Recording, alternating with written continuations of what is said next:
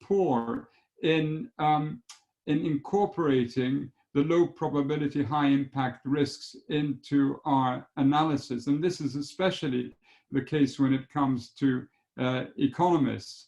And he is at a pains to understand why it is the case. I think if I were to offer an opinion, it is that we are living an experience where short-term analyses basically predominate, where appearance is valued over the deeper analysis required. We're in an era of masquerading, and where competency basically is given a pass if it's cloaked in entertainment. And this is competency at the highest political levels. What I think this has all shown us is how fragile the global economy is.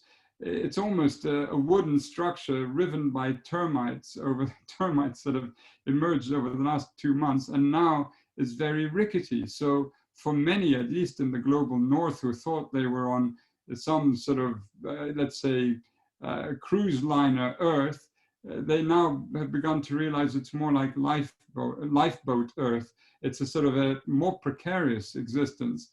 And so searching questions will be asked. But out of this, there are a number of different sort of extrapolations that perhaps can give us some degree of comfort. One is that if you could test the science, the sort of at least the majority opinion of scientists, it is at your peril. Two, this is or seemingly a dry run for the next sizable global threat, which is already in being and will only be more dramatic and more acute if we don't take decisive action, and that is climate change.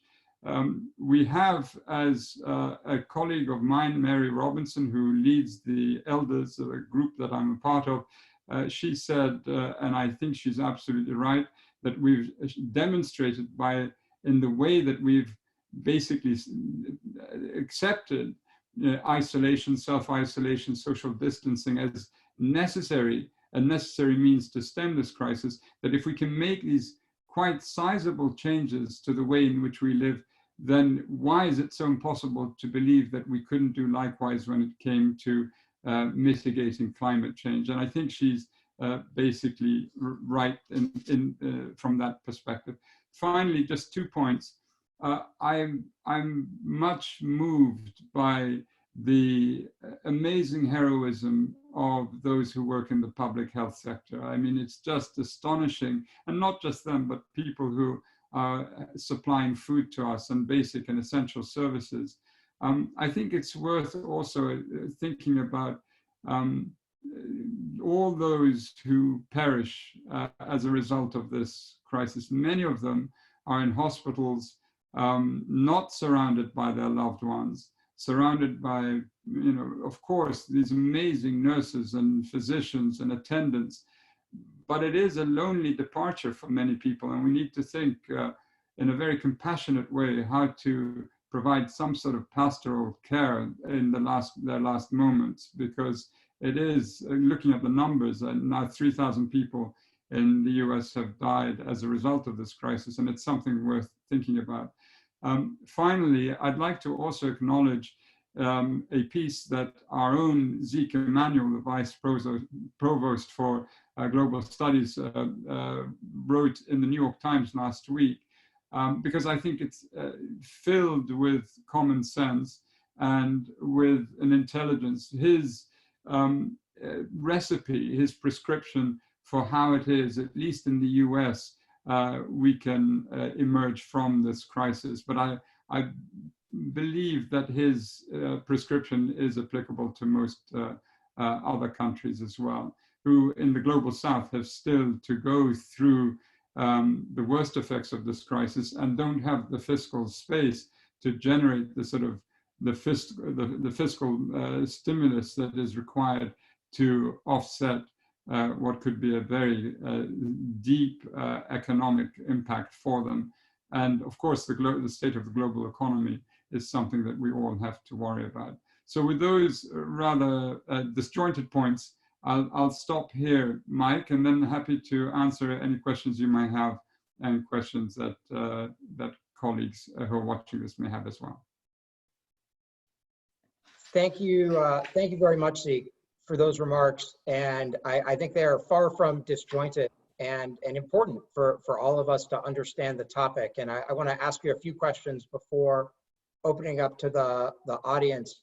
The first is I want to pick up on something you mentioned about the way that governments may use, both for good reasons and bad, potentially, use this as an opportunity to enhance surveillance regimes, violations of privacy, and other things that may actually be, frankly, good ideas from a public health perspective for contact tracing and other sorts of things, which could have really, really negative implications both during and after this when it comes to human rights. How do you think we should think of, what are the ways we can think about how to try to hold governments to account and ensure that any restrictions put in place today for public health reasons are rolled back when the crisis ends? Well, much of it will rely on civil society being active, and together with the international press, the local press, and then, of course, those in academia as well, basically highlighting that whatever created the conditions or the grounds for enacting these sorts of policies, dramatic policies, have lapsed, and therefore these policies can be dismantled. We've seen from the way in which international community approached the scourge of terrorism that similarly these rather dramatic counter-terrorist emergency measures were put into place, but they seem to last much longer than what was initially envisaged. And one has to hope that this is not the case. We have so many crises with which we need to deal with. We need good governance. We need governance that is reasonable, that is sensible, that is precise, that is not aimed at sort of, or not diverted into internal score settling and for political reasons, ensuring that those who have a voice suddenly are prevented from having one. I think we have to be extremely vigilant here. On the biometric surveillance that you and Yuval Harari had, and he's spoken about it, I think, very persuasively. Yes, I mean, I could see governments will make the case that this is needed if they're to prevent a further pandemic of this sort emerging once again. Of course, if you're already in a country where your civil and political rights are less than, well, let's say it's difficult to exercise them in the way that you would otherwise want to, it does create grounds for concern. Similarly, the right to privacy beyond the medical sphere, there's a student of mine who's actually watching this and is a participant, and last week she raised a rather intriguing point. She said, if we are now all in our homes, confined to social media or to the internet as a medium through which we engage all our friends and relatives outside the perimeter of our homes, then basically we have no space if we believe that either the corporations who manage these systems or the states in which we basically reside have access to the most private of our discussions. Normally, this is now even, let's say, more so the case. And it was an intriguing point, because this could well be the case if for the next few years we're moving in and out of basically isolation to some freer environment where we're at liberty to walk and see friends, and then self-imposed isolation or isolation demanded by the social isolation demanded by the state, or basically pushed in that direction. Finally, one point, Mike, I mean, it's interesting to look at the issue of trust. The foreign minister of the Republic of Korea is an old friend of mine, and she used to be the Deputy High Commissioner for Human Rights in the UN. And she's been in the media for the last couple of weeks because South Korea has quite an amazing and astonishing approach to the way in which it's flattened the curve. And she has spoken at length about trust, that the people of the Republic of Korea trust their government. We have to also pay attention to what's happened in Japan, Taiwan, countries that have been successful in bending this curve. And in the case of the Republic of Korea, the foreign minister is a human rights person. And so I trust her when she basically explains that in Korea, the people trust the government. And so the focus on, widespread testing and widespread attempts to be clear with the population have seemingly borne fruit. And this is something that needs to be, I think, kept in mind. But any measures that exist beyond the actual life of this crisis, this specific crisis, then we'd have to push back on. That's tremendous. And we have so many great questions from the audience. I actually want to turn it over to them right now, because a lot of those questions mirror things I was gonna ask you about anyway. And the first question I want to ask is, several people have asked about the intersection of this crisis and what it will mean for the treatment of refugees, particularly given the decision by the UNHCR to suspend resettlement. And what are the challenges and obligations that we as global citizens have to refugee communities, asylum seekers, undocumented workers, and how should we be thinking about those issues right now, both in the United States and globally? Yeah, I mean, there's so many concerns here. One is, if you take first of all, the very large camps that exist in the countries that, let's say, the top 10 refugee hosting countries, I mean, there's a terrific concern that if the virus makes its way into these camps, the toll will be enormous, will be huge. I mean, already you have in many of these camps families cramped into very small quarters. The transmission seems to, of course, speed up within families. Once one has contracted it, it moves very quickly unless they can be isolated. But in refugee camps, there is no space in many of them. So the transmission rates will be high. Second, once it finds its way into a camp, others will want to flee for fear of what may happen to them. And so where do they go? If there's a conflict in place, it may be in a sort of arrested development for a temporary period because the fighters don't want themselves to contract it. But how long would that be the case? And then these people will be imperiled by conditions and lack of protections beyond the camp. If they try to cross a border, they may well be arrested or pushed back because emergency measures are in place and walls have been erected by so many states, just with respect to normal travel. So you can imagine what it's like for those who are seeking asylum. And then those who are already waiting for their cases to be processed, for instance, in the United States, now there is the time basically which the time frame for detention has been extended. I think it's open-ended at the moment. And so there is a concern there. What is the condition for detainees?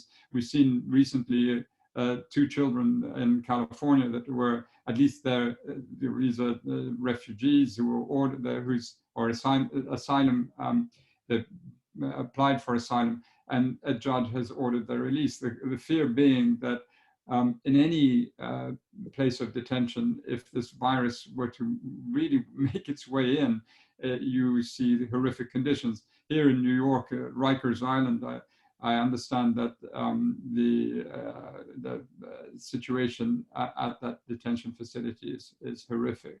And so it's something that's bound to affect refugees at every stage of whatever experience they are living now or may live in the future. Then again, moving back to, and this is something that Ricardo Hausmann, a professor at Harvard, has written about in Project Syndicate. Last week he wrote about this. The fact that in the global south, there's just no fiscal space for developing the sort of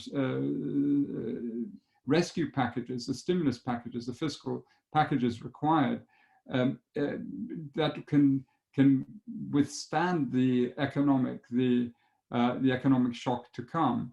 And then what happens in those countries? I think we really need to think very carefully. This is a global crisis that demands a global response in a world that has for far too long, subordinated the global interest to the national interest. No matter what countries say, for years and years, I would attend meetings of a bilateral nature, and so seldom is it that the global interest is ever discussed first. In almost all cases, it's always the national interest or the bilateral interest. And now we've been slapped across the face by a global pandemic that demands of us to think differently. And what we fear is that with so many mediocre leaders around the world, we'll do just the opposite. We'll go for shortcuts, we'll be more repressive, we'll be more desirous of using intelligence machinery to subvert sort of threats to our basic exercise of power, and rather than do the opposite, which is basically rely on what global instruments we have to sort out these problems. One other point, I'm reluctant to say this because it's an organization I believe in and I devoted most of my career and life to supporting, and that is the United Nations. The WHO has been praised and criticized, and I'm not enough of a medical expert to talk about that. It's funny, that's actually the next question I'm going to ask you is about them. So. Yeah, and the UN, though, is largely absent, has been largely absent, and I think that's rather a sad reflection of where the UN is now. Yeah. So let me pick up on that. I mean, what do you think this crisis tells us about an increased role or the possibility of a role for the World Health Organization and other multilateral institutions? Part of this gets to the question of there's a controversy in the U.S. where the World Health Organization had tests that the U.S. rejected. The U.S. made its own tests, and some have said that led to a lag in the U.S. But what do you think we're learning about the role that the WHO and others can play, and what role could the UN maybe play that it isn't playing thus far? Well, I think over time, over the last maybe 20 years or so, and I'm sure there are going to be those who will argue in the opposite direction. The UN has retreated from seeing itself. The UN is a two-part sort of organization. You have the organization of member states, so it's an organization of member states, so it's the UNM. There should be a small m as a notation. And then there's UNS, which is the Secretariat, independent of the member states. And in conditions where there is political paralysis, there's opportunity for the UN to exercise its independence, to bring creative thinking to the table, and to push back where it sees nonsense, where states claim that any criticism of a particular conduct is an infringement on sovereignty. And in the case of China, China has long said this with respect to anything said of its record on civil and political rights. But when you have a pandemic and you're the source country and you don't allow for a sort of transparent auditing of the manner by which you basically respect the right to health, or the right to health of your people, then as we've seen in many countries, there's a bungling of the initial phase, that time is lost and the virus spreads. So I think we will have to look at this again. where I think the UN needs to change is that it needs to be more assertive, not the UN of the member states, the UN of the Secretariat. It needs to be more assertive. It needs to be right in the middle of this and coordinating the response, and not fearful of the major powers, which is what it seems to be suffering from at the moment. And I wish it were not the case. So let me follow up with a question that gets at some of that and brings it back to the national level and some of the leaders that you were mentioning before. In the United States, at least, President Trump has started using sort of military and wartime language to talk about defeating the coronavirus pandemic. I mean, I just did it in talking about defeat, arguably. To what extent does that sort of does invoking the language of war to talk about our actions here, does that have human rights consequences, or is that sort of more cheap talk? You know, what are the implications here? Well, I mean, people at times, in times of great uncertainty and when there's a great deal of fearfulness, they want strong leadership. And I think the president probably believes that by playing the role of commander-in-chief, you know, people will rally to him. And that's, in historical terms, that seems to work. You know, one has to be careful, though, because if you are the commander-in-chief and you are the, you know, and things go awry, then of course you will be completely blamed for how the outcomes that come from this. I mean, what is interesting, I think, is looking at the example of a country like Sweden, where they've taken a much more nuanced approach. There seems to be a lot of trust that people are self-isolating in a way which relieve the government of having to impose strict measures. The rates in terms of the spread of the virus and the death rate seems to be in keeping with what's happening in other Scandinavian countries, which are taking more draconian measures. So I think we'll have to look at this with a great deal of precision. What is clear is that if there's too much misinformation, and the internet seems to be filled with it, people's lives are put at risk, and people will contract this virus, and some sadly may succumb to it. And so we have to think responsibly, I think, all of us, and the leadership needs to be responsible. Again, you know, these sorts of crises, because they're not unknown to humankind. The coronavirus is not an unknown virus. This particular virus was unknown to us in terms of, you know, its specific, the genome of it, but it has been now sequenced. And so, but the fragility of the global economy and the way that the states were reacting in such a disjointed manner makes you realize how precarious our existence is and how we cannot just go back to doing the same.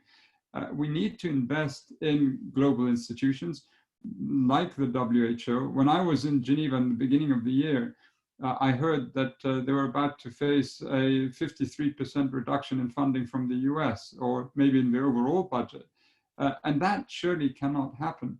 But at the same time, these institutions have to be well led, and they have to be led in a manner where they're clearly visible. And sad to say, the UN in general, it doesn't seem to be as visible as it should be.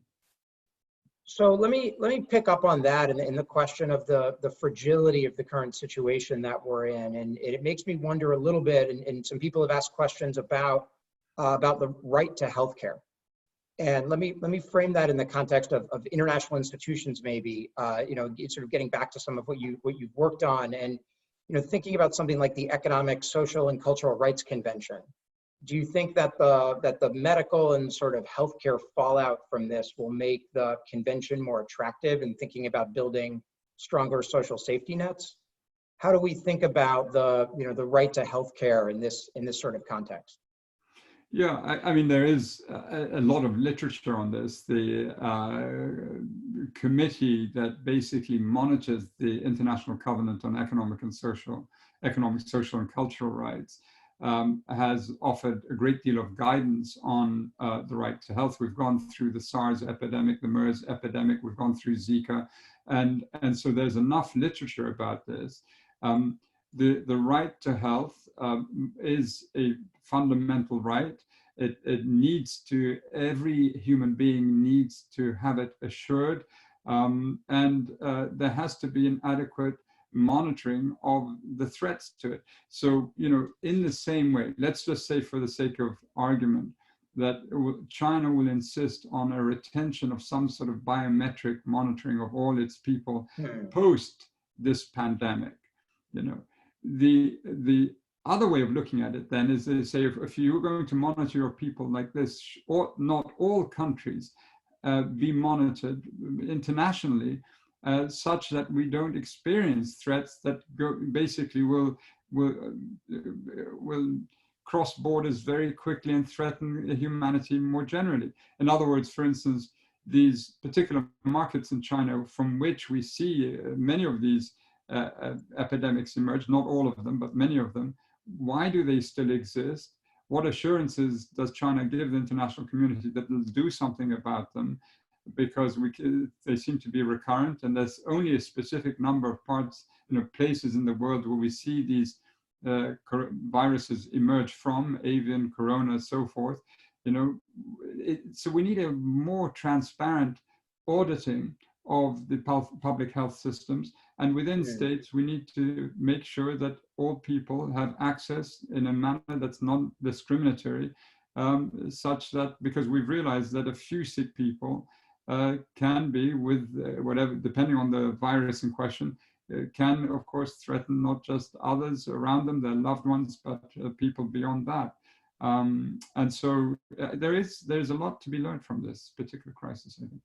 So let me ask you to put on your maybe your societal psychology hat for a moment, and specifically the the United States. Obviously, we live in a polarized time here in the United States, and over the last several years there have been a lot of questions raised about rolling back in some ways cooperation between the United States and the world. So we have that on the one hand, and these sort of trend toward restrictions in the movement of people and goods in some ways, if you think about tariffs. On the other hand, this pandemic is a shared global experience in many ways. Yeah. How do you see this? Those are competing forces in a way. How do you see those sort of settling, and how will that affect whether the United States, and I'm just asking you to speculate here, and thinks of itself more as part of a global community, or more as a country that needs to isolate itself? Yeah, well, I think the historical record will provide one indication, but history may not repeat itself. Hopefully, will not repeat itself in this case. So the Spanish flu outbreak, which reached its apex toward the end of 1918, created conditions which basically should have influenced the US Senate to ratify the bill that would have allowed or provided the US's accession to the League of Nations, which was created basically under a similar sort of aspiration, that this, having been through a horrific war and then also faced a pandemic which took the lives of between 50 to 100 million people, that the world needed to deal with global problems in a manner that was global and collective, and not given to balance of power politics and power politics of the sort that we see now coming back into being. And sadly, of course, the US Senate was nowhere near an emotional position of, of accepting what Woodrow Wilson was hoping for.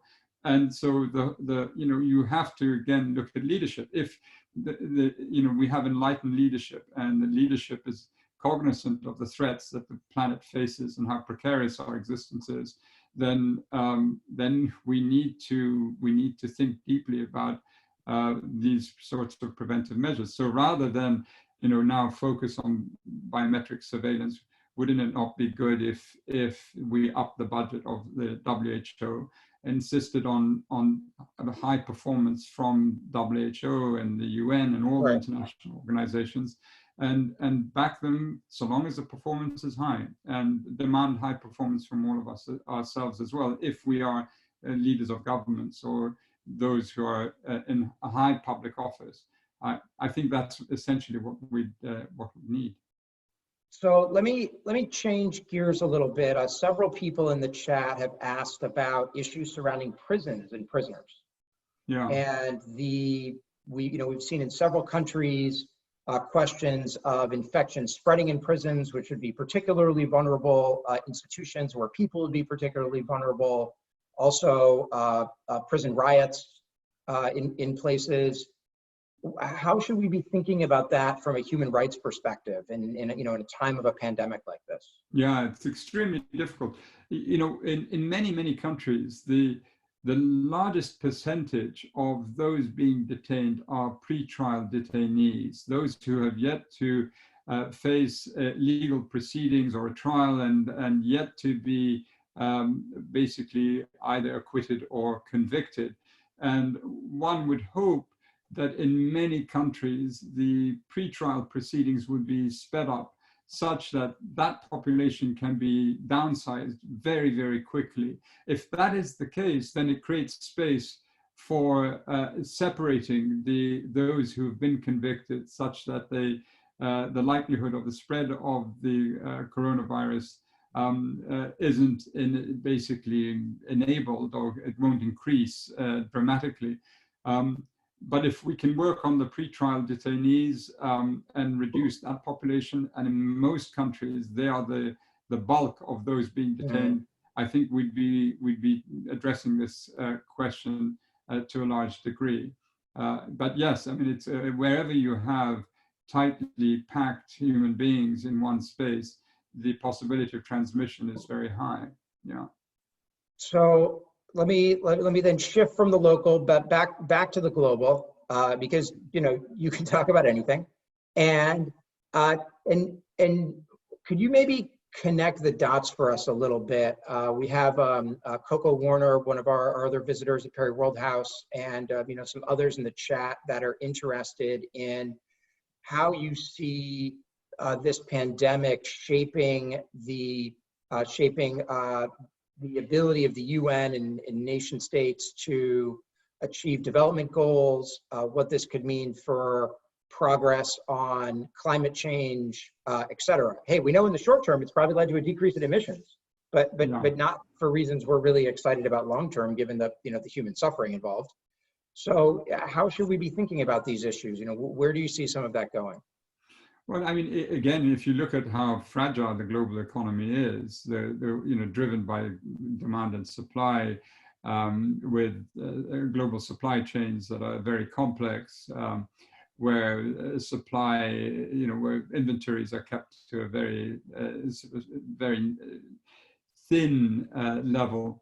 You see how just a good knock given to it by this virus puts markets into free fall. And to be honest, there's no clear indication how the global economy is going to revive itself, given that this virus has yet to play out in the global south, and that until we get to a vaccine and we can ensure that there is sort of herd immunity, and that's still a long way off.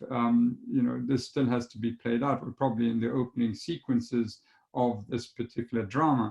And so I would imagine that we have to again view and analyze all of these issues with the sort of precision that's required of us, and not to jump to conclusions. I'm sorry, Mike, you're going to have to repeat to me again the question, because I lost myself in my own thoughts.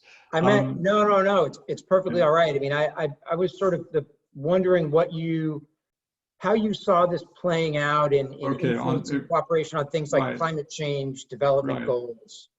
Yeah, well, I mean, one is hopeful that when one realizes what a global threat really means, not a threat to one country, but a threat to humanity more generally, that one will learn from this and understand that climate change is probably unforgiving, or more unforgiving than this particular crisis. It won't give us a second chance.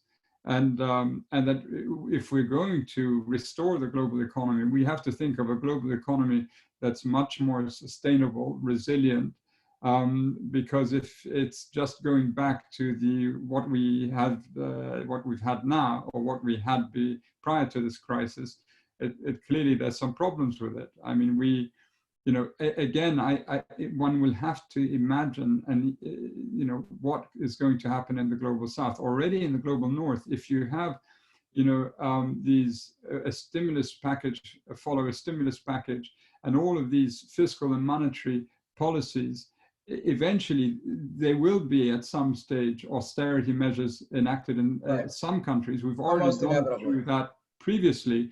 What will that mean? It will mean we sink back into sort of a chauvinistic nationalism in each country, where it becomes more difficult again to cooperate when we ought to be cooperating on, whether it is climate change or the nuclear weapons threat or whatever global threat exists out there. So it will be a discussion that must be had. So I want to turn to, for the next question, to a specific aspect of the economic issue. Which are, not, most countries in the world, trade with each other on a regular basis, but some do not, often because of economic sanctions and other restrictions. And, some people have argued in the US context that actually now is the time that the US can turn the heat up on Iran. Others have argued that this is a time, both in thinking about the US and Iran and in other countries and relationships around the world, that we should be backing off, relaxing economic sanctions for human rights reasons. I was wondering if you could maybe tell us what's your perspective on that, both maybe from a human rights perspective as well as a policy perspective. Yeah, I mean, the first point, and here the Secretary General of the UN, I think, was absolutely correct. Not that I think he was, he was absolutely correct when he said that this crisis makes a folly of war and conflicts. This is the first time when all of us, since the Second World War, are brought face to face with a threat that falls equally almost on everyone. Again, the global south has yet to feel the full effects of this. But when you're in a lifeboat or lifeboat Earth, and we're still fighting between ourselves over who has the largest oar, or who has the best seat, or who is sitting at the front as opposed to the back of this vessel floating through space, it makes us realize how, in one way, pathetic we are as a human species. One hopes we can basically transcend all of this and think in a way that opens the space for a resolution of these particular crises. Now, in the case of Iran, I mean, I saw a report the other day whereby economically they're almost entirely self-sufficient in terms of food, in terms of energy. They've managed to make these adjustments because of the threat of sanctions. What worries, I think, many is, of course, the nuclear program and what may happen in the next year or so, given that all of our focus is now on the coronavirus, and these other very pressing issues need equal attention, or not need equal attention, need some attention, and they may be lost in this whirlwind of attention given to this particular crisis, which is acute. And here we have to be careful. I don't put it past us as humanity, where you see a further inflammation on that particular file, and then rather dramatic events on the geopolitical side as well. Let's hope that that is not the case, but it's entirely possible. So let me, we've got time for a couple more questions, and I want to ask you a big theoretical question, you know, in some ways to help us understand how we should think about this. And then I already know what I'm going to do for the last question. So one question from the chat asks for you to speculate about how we should think about the trade-off between saving the most lives and upholding a just society. You know, in some ways, a very basic question for law and philosophy. You know, this goes back to the privacy issue in a way. Having access to everyone's biometric and location data can help us save the most lives, but obviously is bad from the perspective of privacy and rights in many ways. How should we be weighing those issues? Well, it all goes back to trust of whoever has control over you.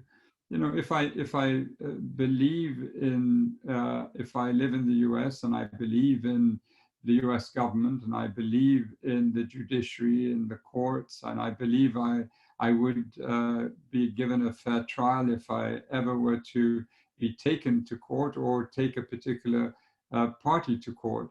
And I then may be willing to give up some autonomy. But if I don't have that trust, or at least I'm led to believe I ought to have blind trust, and then I begin to sense that maybe that is not a wise position to be in. Is there a recourse to express my anxieties and concern?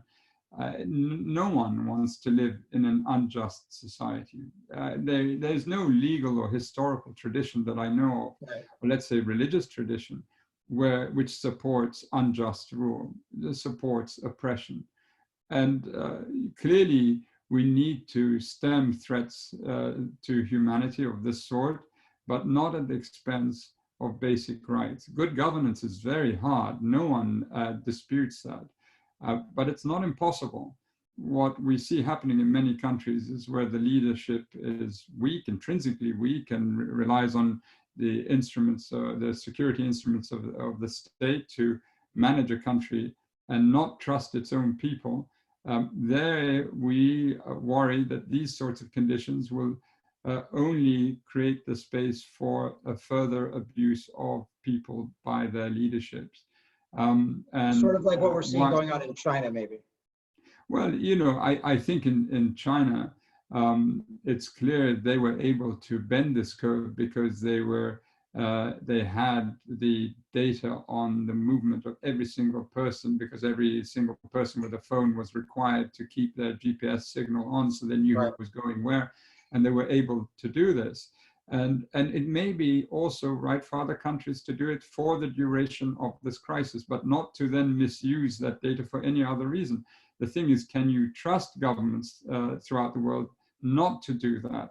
And here it's the government's duty to show its own people that they can be trusted, that they will protect the rights of their own people, will protect the rights of the most vulnerable, the most discriminated, the most marginalized, those people who are poorest, suffering from unemployment, lack of access to health.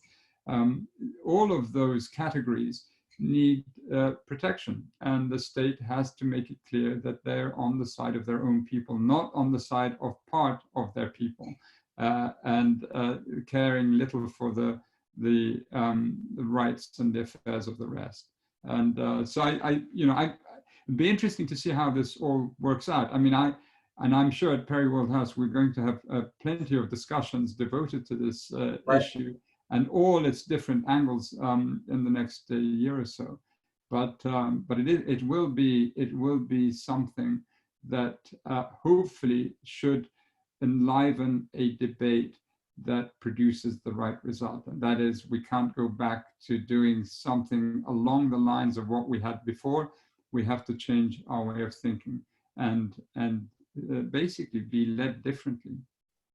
So let me take it from the philosophical down to the grassroots, and that, you know, human rights happen at many levels, including at the legal and a more practical level. At a grassroots level, what do you think we as individuals can do to, you know, monitor, support, you know, human rights in this era, given how precarious things are?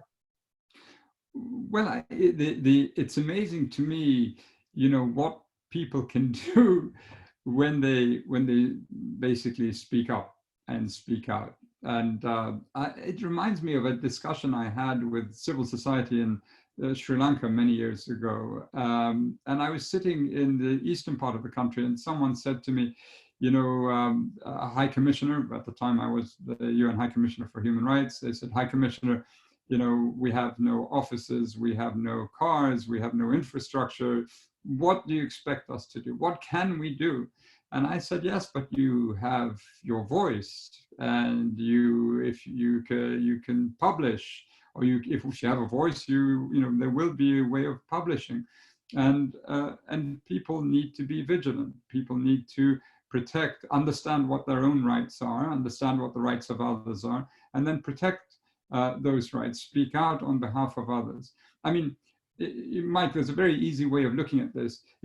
All peoples, when they are asserting a position, believe that they speak on behalf not just of themselves, but of their group. I mean, right.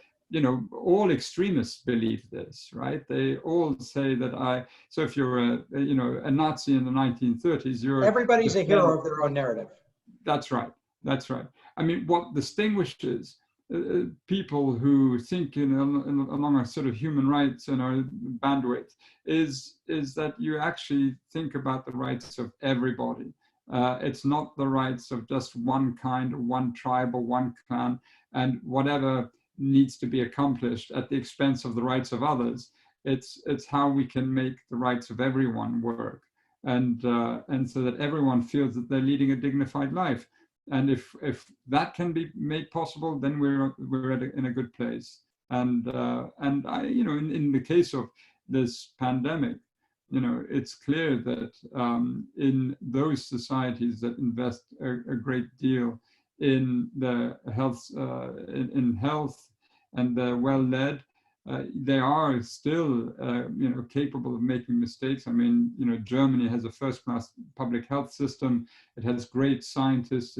It's well led. She has the chancellor that has been criticized, but generally speaking, well led.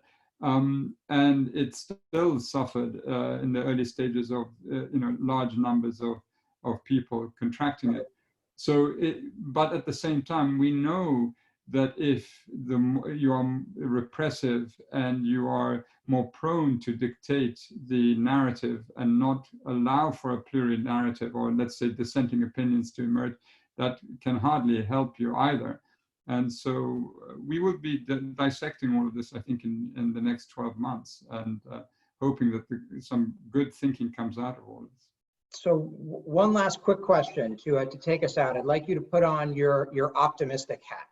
Yeah. And if we imagine this crisis as an opportunity to improve the human condition and improve global governance, if that indeed becomes the outcome over time, what do you think needs to happen?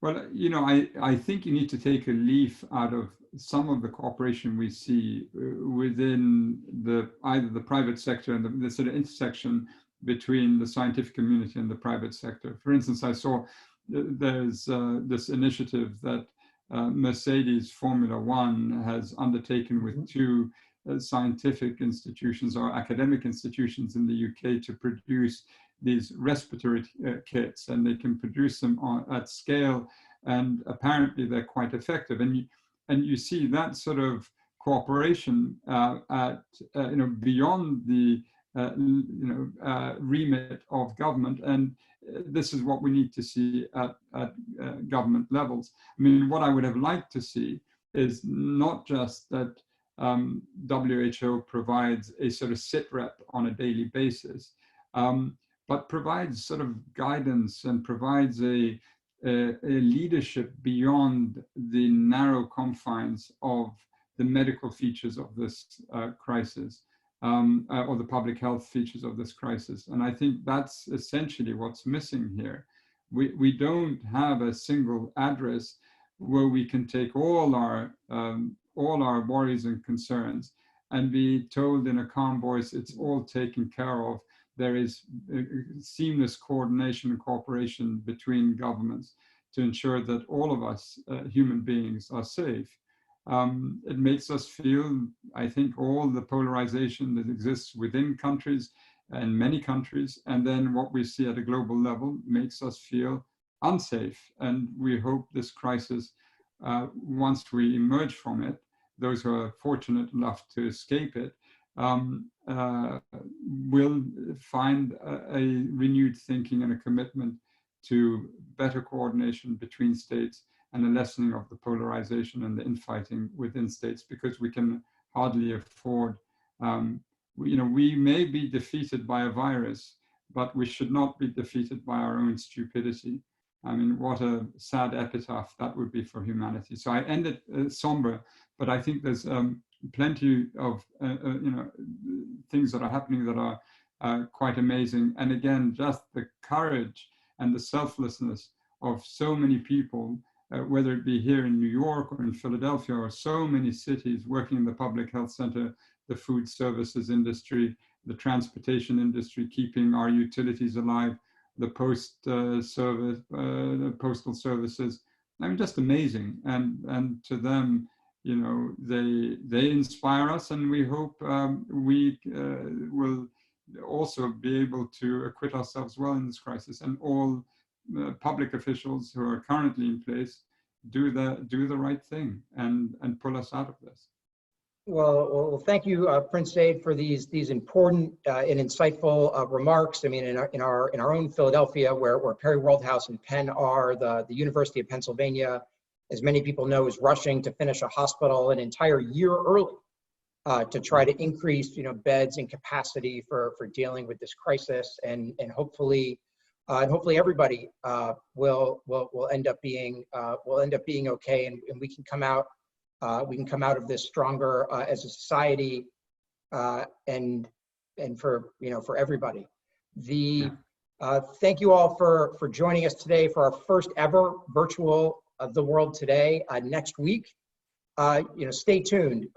Our next speaker will be actually somebody that Prince Zeid mentioned, the University of Pennsylvania's Vice Provost for Global Initiatives, Zeke Emanuel, who's a noted public health expert on both the United States and the world, will be joining us for a conversation about what the United States and the world should be doing when it comes to responding to this pandemic. We'll be sending out information on that later this week, and we hope a lot of you will join us. For now, I mean, I guess we can't really do a round of applause the way we normally would, but I hope all of you maybe can drop a note in the chat, or email us, let us know what you thought of the event, and we hope you'll join us again next week at the same time, 12 p.m. Eastern next Tuesday. So thank you all very much, and have a great day. Thank you, Mike. Thank you.